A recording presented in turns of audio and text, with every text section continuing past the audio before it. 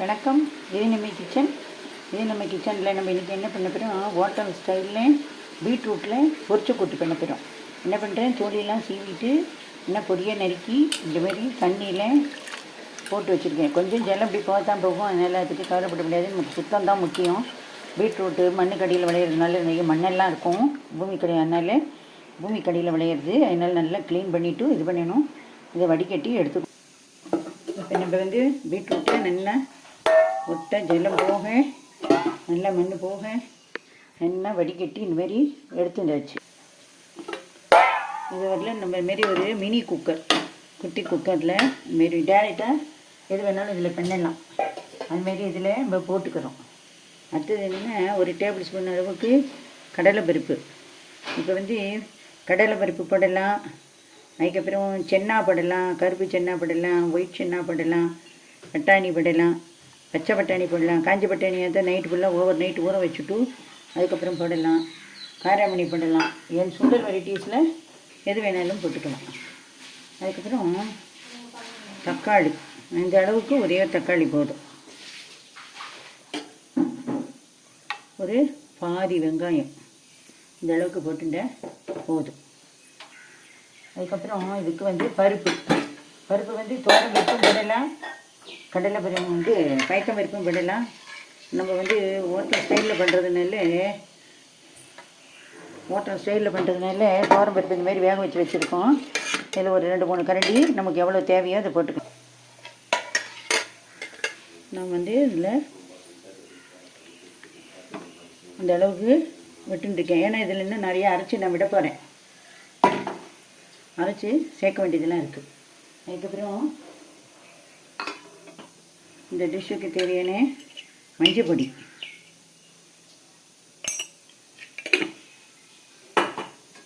இந்த டிஷ்ஷுக்கு தேவையான உப்பு,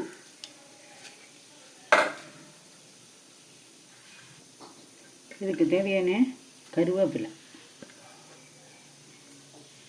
இப்போ இதுக்கு நம்ம ஒரு பேஸ்ட் ஒன்று அரைக்கணும். அதுக்கு தேங்காய், இந்த அளவுக்கு தேங்காய் போடும். நல்லா ஒரு மூடியில் ஒரு 3/4 மூடி அளவுக்கு போடுங்க. 2 மிளகாய் வத்தல், ஒரு நீட்டு மிளகாய், ஒரு குண்டு மிளகாய் எடுத்துட்டுருக்கேன். எந்த மிளகாத்தில் வேணாலும் போடலாம். காஷ்மீரி சில்லி இருந்ததுன்னா அதில் ஒன்று போடலாம். அப்புறம் ஜீரகம், ஒரு டேபிள் ஸ்பூன் அளவுக்கு ஜீரகம். இது எல்லாத்தையும் ஒரு நைஸ் பேஸ்ட்டாக ஜலம் விட்டு அரைக்கணும். அதுக்கப்புறம் பெருங்காயம் பவுடர் இருந்தால் போடலாம், இல்லாட்டி பெருங்காயம் கட்டியும் போடலாம். பெருங்காய ஜலம் விடுறேன் நான், ஏன்னா வாசனையாக இருக்கிறதுனால பெருங்காய ஜலத்தை விட்டுண்டாச்சு. இப்போ என்ன பண்ணுறோம், நம்ம இதை நைஸ் பேஸ்ட்டாக அரைக்கிறோம். இதுமாரி நைஸ் பேஸ்ட்டாக அரைச்சி எடுத்துட்டேன். கோர்ஸாக வேணாலும் அரைச்சி எடுத்துக்கலாம். இது எல்லாத்தையும் நம்ம இந்த கூட்டில் சேர்க்குறோம். இது இந்த மிக்சியை இலம்பி இந்த ஜலம் விடுறோம்.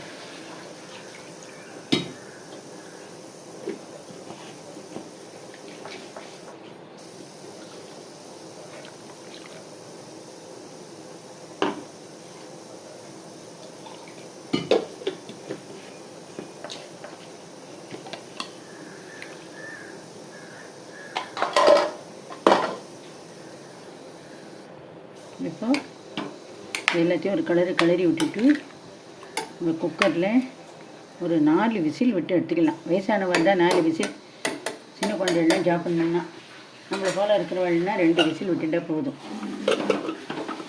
தளர்த்தியாக பண்ணினேன்னா சாத்தில் கூட கசந்து போட்டுட்டு சாப்பிட்லாம், பொட்டுண்டு சாப்பிட்லாம்.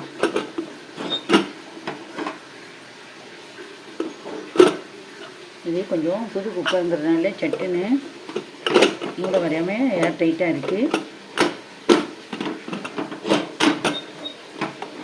அவ்வளோதான். இது இப்போ அடுப்பு பற்ற வச்சு ஆன் பண்ணிட்டோம். வெந்து வரட்டும், பார்க்கலாம். இப்போ நம்மளோட ஹோட்டல் ஸ்டைல் பீட்ரூட் கூட்டு ரெடி ஆகிடுச்சான்ட்டு பார்ப்போம். நான் 4 விசில் விட்டுருக்கேன். எங்கள் இடத்துல வயசானவெல்லாம் இருக்கிறதுனால 4 விசில். இது புது குக்கர்னால கொஞ்சம் திறக்கிறதுக்கு சிரமமாக இருக்குது, வேறு ஒன்றும் இல்லை. இப்போ நம்ம நல்லா 1 பாட் கூட்டு இப்படியே வேணாலும் வச்சுக்கலாம். இதில் நம்ம கொஞ்சம் அரிசி மாவு தூவி கொஞ்சம் கெட்டியாக ஆக்கிக்கலாம். நான் இது வந்து கொஞ்சம் ஒரே ஒரு டேபிள் ஸ்பூன் அளவுக்கு மாவு இந்த கூட்டு கெட்டிப்பட்டதுக்காக அரிசி மாவு போட்டுருக்கேன். இது கொஞ்சம் கொதித்து கெட்டியாகி வரணும். இது கொதிக்கட்டும். நான் அதுக்குள்ளே இதை பக்கத்து அடுப்புக்கு மாற்றிட்டு இதில் தாளிக்கிறதுக்கு ரெடி பண்ணுறேன்.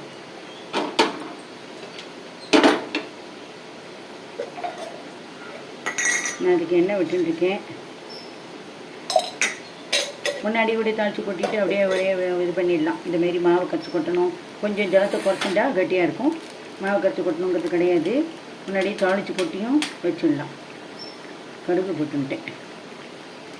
2 உளுத்தம்பருப்பு, ஒரே ஒரு மிளகாய் வத்தல் போதும். நம்ம எடுத்துட்ட அளவுக்கு இது போதும்.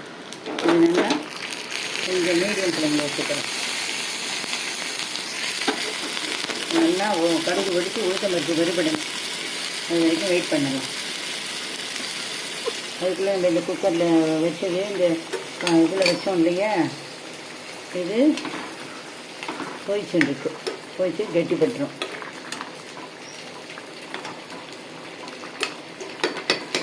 இந்த இதில் தாளித்து கொட்டணும். கடுகு நல்லா வெடிச்சுட்டு உளுத்தம்பருப்பு செவந்து வந்தோடனே இதில் கொட்ட வேண்டியதான். பெருங்காய ஜலம் நம்ம விட்டுட்டோம் முன்னாடியே. பெருங்காய ஜலம் விடலைன்னா இந்த சமயத்தில் பெருங்காயப்பொடி கடுகோடு சேர்ந்ததில் தாளித்து கொட்டலாம்.